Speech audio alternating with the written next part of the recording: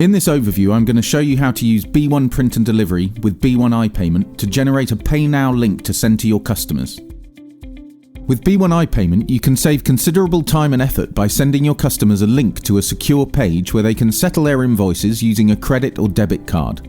The same functionality can also be used to send credit card statements and credit card expiration notices to your customers via mass delivery. To make this process even more efficient, you can automate all of this by combining B1 iPayment with B1 Print and Delivery and truly make the most out of your Boyum products. With B1 iPayment as standard, in order to send a Pay Now link to your customers so they can settle an invoice online, you can right-click on an AR invoice and select Create Pay Now Link.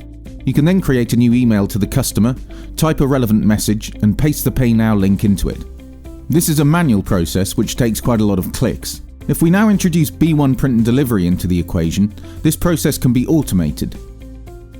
By simply right-clicking and using the B1 Print and Delivery menu and selecting the email option, the system will automatically generate the payment link and email, with the invoice attached and template message included, so it's waiting for you in your drafts folder.